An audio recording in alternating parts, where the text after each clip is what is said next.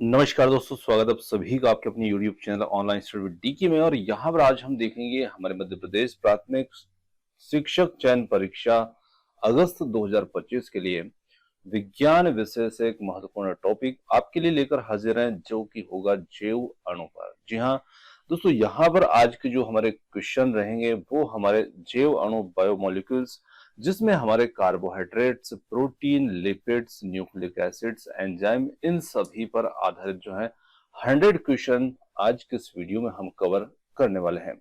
तो आइए बिना देर किए हमारे इस टॉपिक से जो महत्वपूर्ण प्रश्न बनते हैं उनकी ओर चलते हैं, उनकी ओर आगे बढ़ते हैं। तो देखिए, यहाँ पर जो आज का जो टॉपिक हमारा रहने वाला है उसमें 4-5 चीजें हैं, और ये सभी चीजें होती है इतनी ज्यादा डिफिकल्ट इसमें है नहीं। आप बहुत कुछ इनके बारे में पहले से भी जानते हैं, पर फिर भी यहाँ पर हमारा जो टॉपिक है उसको एक नजर, छोटी सी कुछ बातें जो हैं, मेन बातें हैं, वो हम थोड़ा सा यहाँ पर हाईलाइट करने का प्रयास करेंगे, ताकि उनसे जो क्वेश्चन हमारे निकल करके आएंगे तो क्वेश्चन हमें किस बेस पर जो है मिलने वाले हैं। तो देखिए, यहाँ पर बात की जाए, हमारे जो बायोमोलिक्यूल्स होते हैं, जैविक अणु होते हैं, ये हमारे जीवित प्राणियों की कोशिकाओं में पाए जाते हैं। तो कहाँ पर पाए जाएंगे? हमारी जीवित कोशिकाओं में। और हमारे जीवन की जो मूलभूत क्रियाएं होती है, जो प्रोसेस होती है हमारी कोशिकाओं के अंदर, उनको ये नियंत्रित करने का कार्य भी करते हैं। अब कुछ जैविक अणु जो होते हैं, जैसे कि कार्बोहाइड्रेट्स होते हैं, अब इसका प्रमुख कार्य जो होता है, ये ऊर्जा का सोर्स होता है। ये आपको ध्यान रखना है। कार्बोहाइड्रेट्स जो होता है ये हमारे लिए एक ऊर्जा का सोर्स होता है। उदाहरण इसके ग्लूकोज, स्टार्च, सेल्यूलोज जो होते हैं, ये सभी कार्बोहाइड्रेट के भाग होते हैं। फिर एक आता है यहाँ पर प्रोटीन्स। प्रोटीन क्या करता है? ये हमारे शरीर की संरचना बनाने में सहायक होता है, हमारी कोशिकाओं को बनाने में, उनकी ग्रोथ करने के लिए। तो ये मरम्मत करने में सहायक होता है। तो ये हमारे शरीर की संरचना और कार्य में सहायक होता है। इसमें कुछ एंजाइम्स भी आते हैं, हार्मोन्स भी आते हैं, एंटीबॉडीज भी आते हैं, जो कि प्रोटीन्स के ही उदाहरण होते हैं। अब कुछ हार्मोन्स को देखा जाए यहाँ पर, जैसे इंसुलिन से है, हीमोग्लोबिन है, ये भी एक प्रकार की क्या होते हैं? प्रोटीन से होते हैं। इसी के साथ में बात की जाए लिपिड्स। लिपिड्स हमारे शरीर में क्या करते हैं? तो लिपिड्स जो होते हैं ऊर्जा का भंडारण करते हैं और कोशिका झिल्लियों का निर्माण करते हैं, जैसे फैट, ऑयल, कोलेस्ट्रॉल, ये हमारे लिपिड्स के अंतर्गत आते हैं। न्यूक्लिक एसिड की बात की जाए तो ये हमारे न्यूक्लिक एसिड जो होते हैं, ये हमारी अनुवांशिक, हमारी जो जेनेटिक्स सूचनाएं होती हैं, उनका संचार और उनका स्टोरेज ये करते हैं। ये भी दो प्रकार के होते हैं, डीएनए और आरएनए के रूप में। अब इनके दी इंपोर्टेंस की बात की जाए तो ये हमारी सेल्स के निर्माण में हेल्प करते हैं। साथ ही हमारे जो जीवन की जैव रासायनिक क्रियाएं होती है उनको कंट्रोल करने का कार्य करते हैं। अनुवांशिक जो गुण होते हैं उनको एक जनरेशन से दूसरी जनरेशन तक भी ये लेके जाते हैं। तो यहाँ पर ये कुछ खास बातें थी जो हमारे इस टॉपिक से संबंधित थी। अब हम यहाँ पर हमारे प्रश्नों की ओर बढ़ते हैं, जो इन्हीं से संबंधित रहने वाले हैं।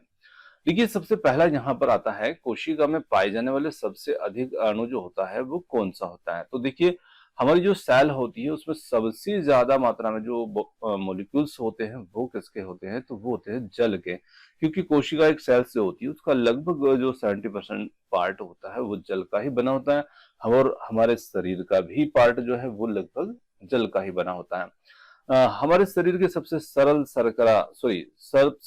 शर्करा कौन सी होती है? तो जो ग्लूकोज होता है, ये हमारे शरीर के हमारे शरीर के, मैं बोल रहा हूँ बार बार, ये सबसे सरल शर्करा होती है। देखिए, इसको सबसे सरल शर्करा क्यों कहा जाता है?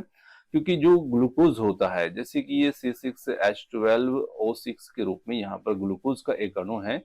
और ये जो अणु होते हैं, जब ऐसा ही एक और अणु इसके साथ में मिलता है तो यहाँ पर ये दो अणु मिलकर भी एक शुगर ही बनते हैं। पर यहाँ पर शुगर क्या होती है कि ये शुगर जो होती है ये बड़ी हो जाती है, क्योंकि इसमें ग्लूकोज के जो है यहाँ पर दो अणु जुड़ गए। इस प्रकार से ग्लूकोज का एक और अणु जब इनके साथ में जुड़ जाता है तो यहाँ पर ये 3 अणु की शर्करा बन जाती है। इस प्रकार से और भी अणु इसमें जुड़ते जाते हैं और शर्करा जो होती है वो विस्तृत होती जाती है, यानी कि लंबी होती जाती है। जैसे स्टार्च है, तो स्टार्च के अंदर क्या होता है कि ऐसे जो ग्लूकोज के अणु होते हैं, बहुत सारे अणु जो होते हैं वो उसमें होते हैं। तो यहाँ पर सबसे सरल शर्करा, मतलब छोटे अणु की बात की जाए शर्करा के, तो वो हमारे लिए ग्लूकोज होता है। अब देखिए, यहाँ पर शरीर में ऊर्जा का मुख्य स्रोत कौन सा बायोमोलिक्यूल होता है? तो कार्बोहाइड्रेट, जिसके ऊपर हमने बात की थी, ये ऊर्जा के सोर्स के रूप में जाना जाता है।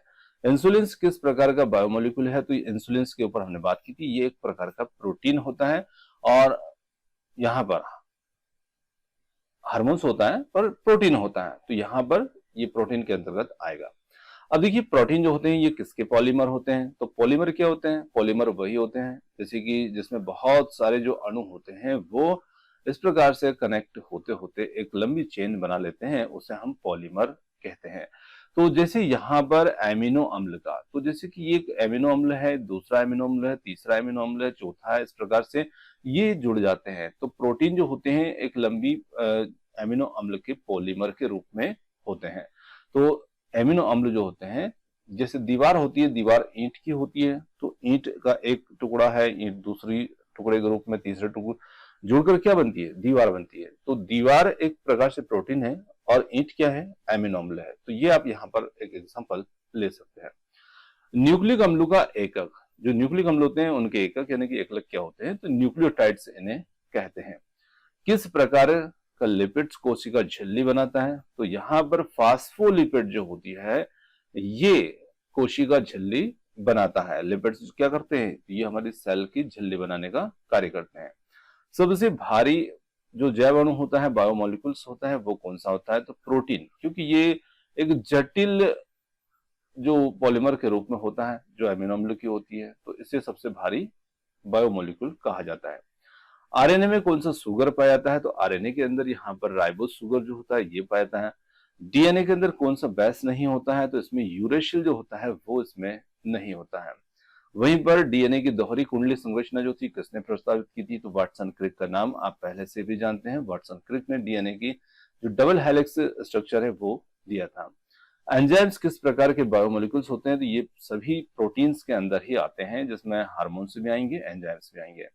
ग्लाइकोसिडिक बंध जो है किसके बीच में बनता है, तो जो दो शर्कराओं के अणुओं के बीच में। अभी हमने बात की थी कि एक सुगर का अणु जो होता है दूसरे सुगर के अणु के साथ में जब कनेक्ट होता है, इनके बीच में जो बॉन्ड होता है उसे हम ग्लाइकोसिडिक बंध कहते हैं। सबसे अधिक ऊर्जा देने वाला बायोमोलिक्यूल्स कौन सा होगा, तो जो फैट होता है, वसा होता है, ये सबसे अधिक ऊर्जा देने वाला यहाँ पर बायोमोलिक्यूल्स होगा। ग्लूकोज किस प्रकार की शर्करा है, तो ग्लूकोज जो है ये मोनोसैकेराइड है, जिसमें ग्लूकोज का एक अणु होता है उसे हम C6H12O6 कहते हैं और ये मोनोसैकेराइड भी कहलाता है। अब यहाँ पर ग्लूकोज के दो अणु जुड़ जाएंगे, ऐसे ही एक और अणु जुड़ जाएगा तो ये डाइसैकेराइड बन जाएगा, तीन जुड़ जाएंगे ट्राइसैकेराइड, चार जुड़ गए टेट्रासैकेराइड, पेंटासैकेराइड, हेक्सासैकेराइड। तो इस प्रकार से यह सैकेराइड का मतलब आप समझिए कार्बोहाइड्रेट या ग्लूकोज के अणु। स्टार्च किसका पॉलीमर है, तो ये अल्फा ग्लूकोज का पॉलीमर होता है। अब देखिए अल्फा ग्लूकोज जो होते हैं वो क्या होते हैं, तो इनके ऊपर अब ये जस्ट एक और क्वेश्चन हमारा आने वाला है, वहां पर हम डिटेल्स में इसमें बात करने वाले हैं। फाइब्रोस प्रोटीन का एक उदाहरण दीजिए, तो फाइब्रोस प्रोटीन जो है वो उसका उदाहरण यहाँ पर जो होगा कैरोटीन होगा, ये फाइब्रोस प्रोटीन का उदाहरण होगा।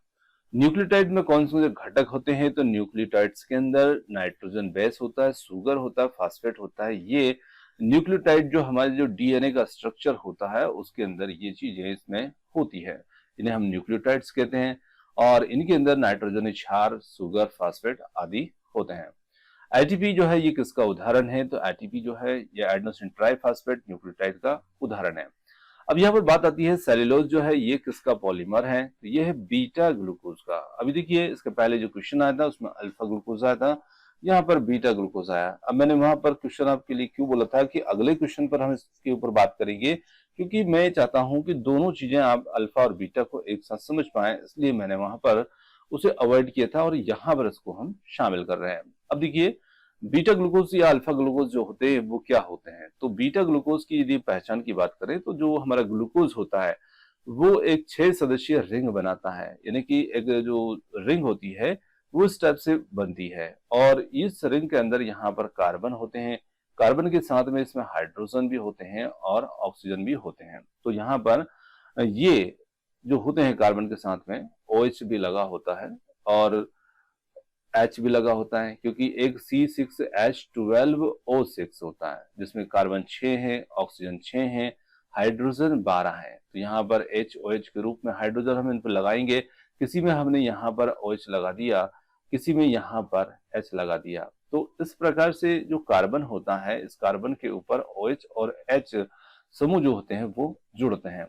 अब देखिए यहां पर जब 6 सदस्यीय रिंग बनती है तब उसका पहला कार्बन, जिसे हम एनोमेरिक कार्बन परमाणु कहते हैं, ये दो अवस्थाओं में हो सकता है। अब जैसे मान लीजिए रिंग है, यहां से हमने इसको काउंट करना शुरू किया, पहला कार्बन है और इस पहले कार्बन के ऊपर जब OH ऊपर की ओर लगा होता है तो उस स्थिति में इसे कहा जाता है बीटा ग्लूकोज। जब OH ग्रुप नीचे की ओर लगा होगा तब इसे कहा जाएगा अल्फा ग्लूकोज। तो अब यहां पर आप समझ गए होंगे कि जो रिंग होगी, रिंग के कार्बन परमाणु होगा, पहला कार्बन परमाणु, उस पर जब OH समूह ऊपर की ओर होगा वो बीटा ग्लूकोज कहलाएगा, OH समूह नीचे की ओर होगा तो वो अल्फा ग्लूकोज कहलाएगा। अब आगे क्वेश्चन लेते हैं, ट्राइग्लिसराइड किससे मिलकर बना होता है? ये तो ग्लिसरॉल और फैटी एसिड से मिलकर के बना होता है। कौन सा बायोमोलिक्यूल्स एंटीबॉडीज बनाता है? तो यहाँ पर प्रोटीन जो होता है वो एंटीबॉडीज बनाता है। कौन सा लिपिड शरीर के ताप के नियमन में सहायक होता है? तो वसा ऊतक जो होता है ये शरीर के ताप के नियमन में सहायक होता है। प्रोटीन की द्वितीयक संरचना को कौन स्थिर करता है? तो हाइड्रोजन बॉन्ड जो होता है ये प्रोटीन की द्वितीयक संरचना को यहां पर स्थिर करने का कार्य करता है। कौन सा प्रोटीन ऑक्सीजन का परिवहन करेगा? तो हीमोग्लोबिन है, एक प्रकार का प्रोटीन है और ये ऑक्सीजन का परिवहन भी करता है। कौन सी विटामिन वसा में घुलनशील होगी? तो विटामिन A, D, E के वसा में घुलनशील होंगी, B और C जल में घुलनशील होंगी। प्रोटीन के टूटने की प्रक्रिया क्या कहलाती है? इसे डीनेचुरेशन कहते हैं, प्रोटीन के टूटने की प्रक्रिया। सबसे छोटी अमीनो अम्ल कौन सी होगी? तो ग्लाइसिन यहाँ पर सबसे छोटी अमीनो अम्ल होगी। एंजाइम्स किस पर कार्य करते हैं? तो एंजाइम्स जो होते हैं ये सबस्ट्रेट पर कार्य करते हैं। डीएनए की मात्रा किस कोशिका के चरण में दुगनी हो जाती है? तो यहां पर देखना है, बताना है उस चरण को जिसमें कोशिका में डीएनए की जो मात्रा होगी वो डबल हो जाती है। तो वो चरण हमारा जो होता है उसे हम एस चरण कहते हैं, इसे हम सिंथेसिस चरण भी कहते हैं या सिंथेसिस फेज कहते हैं। तो सिंथेसिस चरण जो होता है इसमें डीएनए रेप्लिकेशन होता है और इस चरण में क्या होता है कि प्रत्येक जो क्रोमोसोम्स होते हैं, गुणसूत्र होते हैं, उनकी एक कॉपी से दो कॉपी बन जाती है। जैसे हम फोटो कॉपी करवाते हैं तो बस यूं समझिएगा कि यहाँ पर जो क्रोमोसोम्स होते हैं उनकी फोटोकॉपी हो जाती है। तो एक कॉपी से दो कॉपी बन जाती है लेकिन क्रोमोसोम्स की संख्या नहीं बढ़ती है, सिर्फ डीएनए की मात्रा डबल हो जाती है। तो यहाँ पर अगर एक कोशिका में 2n यानी कि 46 गुणसूत्र हैं तो एस चरण के बाद भी क्रोमोसोम्स 46 ही रहते हैं लेकिन डीएनए की मात्रा कितनी हो जाती है? दुगनी हो जाती है। कौन सा प्रोटीन बल प्रदान करता है? तो कोलेजन प्रोटीन जो है बल प्रदान करता है। मानव शरीर के सबसे प्रचुर प्रोटीन कौन सा है? कोलेजन होगा। इसी के साथ में वसा का पाचन जो है वो किस एंजाइम से होता है? तो लाइपेज एंजाइम के माध्यम से वसा का पाचन होता है। राइबोसोम में प्रोटीन संश्लेषण का स्थान क्या है? तो एमआरएनए की सहायता से राइबोसोम में प्रोटीन का संश्लेषण जो है किया जाता है। वहीं पर बात किया है एटीपी के पूर्ण नाम की, तो एडेनोसिन ट्राइफॉस्फेट होता है। प्रोटीन की प्राथमिक संरचना में कौन सा बंध होता है? तो इसे हम कहते हैं पेप्टाइड बंध। देखिए प्रोटीन की प्राथमिक संरचना में बंध जो होता है तो एक एमिनो अम्ल जो होता है, एक एमिनो अम्ल जब एक और एमिनो अम्ल के साथ में जुड़ता है तो यहां पर समझिएगा कि यहां पर दूसरा एमिनो अम्ल है, एक पहला एमिनो अम्ल है और जब इनके बीच में बॉन्ड क्रिएट होता है तो यहां पर जो बंध होता है उसे हम पेप्टाइड बंध कहते हैं। और पेप्टाइड बंध जो होता है जैसे कि डाइपेप्टाइड, ट्राइपेप्टाइड और पॉलीपेप्टाइड। तो पॉलीपेप्टाइड मतलब बहुत सारे जब पेप्टाइड बंध बनते हैं प्रोटीन में तो पॉलीपेप्टाइड बन जाता है। तो यहाँ पर पेप्टाइड बंध ये होते हैं। कौन सा एंजाइम डीएनए को खोलता है? तो हेलिकेज एंजाइम जो होता है ये डीएनए को खोलता है। कोएंजाइम्स किस प्रकार के अणु होते हैं? तो ये विटामिन व्युत्पन्न अणु जो होते हैं वो होते हैं। किस बायोमोलिक्यूल से हार्मोन्स बन सकते हैं? तो लिपिड्स और प्रोटीन दोनों से बन सकते हैं। डीएनए किस स्थान पे पाया जाएगा? तो ये नाभिक में पाया जाता है, केंद्रक में पाया जाता है। कोलेस्ट्रॉल यहाँ पर उदाहरण होता है स्टेरॉइड्स लिपिड्स का। हार्मोनल एड्रेनलिन किसका व्युत्पन्न है? तो हार्ट जो हमारा हार्मोन्स होता है एड्रेनलिन ये एमिनो अम्ल का ही व्युत्पन्न होता है। ट्रांसफर आरएनए के कार्य की बात की जाए तो ये एमिनो अम्ल का परिवहन करने का कार्य करता है। प्रोटीन के कितने प्रकार के ढांचे होते हैं? तो प्रोटीन के 4 प्रकार के ढांचे होते हैं, प्राथमिक, द्वितीयक, तृतीयक और चतुर्थक प्रोटीन। इस प्रकार से इनके ढांचे होते हैं। डीएनए में कौन कौन से बेस के जोड़े बनते हैं? तो एडेनोसिन ए के साथ में टी और जी के साथ में सी। तो इस प्रकार से इनके जोड़े जो होते हैं वो बनते हैं। कौन सा विटामिन यहाँ पर न्यूक्लिक अम्ल के निर्माण में सहायक होता है? तो फॉलिक एसिड जो होता है ये विटामिन न्यूक्लिक अम्ल के निर्माण में सहायक होता है। कौन सा बायोमोलिक्यूल शरीर की संरचना में मुख्य है? तो प्रोटीन जो होता है ये हमारे शरीर की संरचना में मुख्य माना जाएगा। कौन सा एंजाइम शर्करा को तोड़ेगा? तो एमाइलेज जो होता है ये शर्करा को तोड़ने का कार्य करता है। न्यूक्लियोटाइड्स में किस प्रकार के पॉलीमर बनते हैं? तो ये न्यूक्लिक एसिड जो होते हैं ये न्यूक्लियोटाइड्स जो होते हैं ये पॉलीमर बनाते हैं। लैक्टोज यहां पर उदाहरण होगा, तो ये डाइसैकेराइड, डिसैकेराइड लिखा है तो ये डाइसैकेराइड का होगा। मतलब जब ग्लूकोज के 2 अणु आपस में कनेक्ट होते हैं तो उसे हम डाइसैकेराइड कहते हैं, और लैक्टोज यहां पर होगा उसका उदाहरण। इसी के साथ में आगे बात की जाएगी विटामिन ए की कमी से रोग, नाइट ब्लाइंडनेस जो होता है, रतौंधी होता है। विटामिन डी की कमी से कौन सा रोग बच्चों में होता है? रिकेट्स होता है। विटामिन बी1 का नाम थायमिन होगा। विटामिन के की भूमिका क्या होती है? रक्त का थक्का जमाने में इसकी महत्वपूर्ण भूमिका होती है, इसकी कमी से रक्त का थक्का नहीं जमता है। विटामिन बी12 की कमी से कौन सा रोग होगा? तो इससे पार्शनियस एनीमिया जो होता है वो विटामिन बी12 की कमी से होता है। विटामिन सी की खोज किसने की? तो अल्बर्ट सेंट जॉर्जी ने विटामिन सी की खोज की। विटामिन ई के कार्य एंटीऑक्सीडेंट के रूप में ये कार्य करता है। वहीं पर विटामिन डी किस प्रकार का विटामिन है? तो वसा में घुलनशील है। स्कर्वी रोग विटामिन सी की कमी से होता है। काफी सरल सा प्रश्न और महत्वपूर्ण भी है। विटामिन ए का रासायनिक नाम होता है रेटिनॉल। विटामिन सूर्य के प्रकाश में कौन सा विटामिन बनता है? Vitamin D. विटामिन बी2 का रासायनिक नाम क्या होगा? तो इसका नाम होता है राइबोफ्लेविन। तो राइबोफ्लेविन विटामिन बी2 का नाम होता है। फॉलिक एसिड किस समूह का विटामिन होगा? विटामिन बी कॉम्प्लेक्स का ये समूह होगा। विटामिन बी6 का रासायनिक नाम क्या है? तो इसका रासायनिक नाम होता है पायरिडॉक्सिन, इसका रासायनिक नाम होता है। विटामिन के की कमी से क्या हो सकता है? तो इसकी कमी से रक्त स्त्राव हो सकता है। विटामिन ई की कमी से क्या होता है? मांसपेशियों में दुर्बलता और प्रजनन में कमी आ जाती है विटामिन ई की कमी से। विटामिन सी का रासायनिक नाम स्कारबिक एसिड होगा। कौन सा विटामिन को एंजाइम्स के रूप में कार्य करता है? तो विटामिन बी1 जो होता है थायमिन जिसे कहते हैं ये एक को एंजाइम्स के रूप में भी कार्य करता है। विटामिन बी3 का रासायनिक नाम, इसका रासायनिक नाम होता है नियासिन, इसे कहा जाता है। नियासिन की कमी से कौन सा रोग होता है? पेलेग्रा जो होता है ये रोग नियासिन की कमी से होता है। विटामिन बी5 का रासायनिक नाम क्या है? पैंटोथेनिक एसिड जो है विटामिन बी5 का रासायनिक नाम होगा। विटामिन कौन सा विटामिन रक्त अल्पता को रोकता है? विटामिन बी12 जो है ये रक्त अल्पता को रोकता है। कौन सा विटामिन हड्डियों की मजबूती के लिए आवश्यक है? तो विटामिन डी जो होगा ये हड्डियों की मजबूती के लिए आवश्यक होगा। विटामिन ए की अधिकता से क्या होता है? तो टॉक्सिटी जो है ये हो जाता है विटामिन ए की कमी से।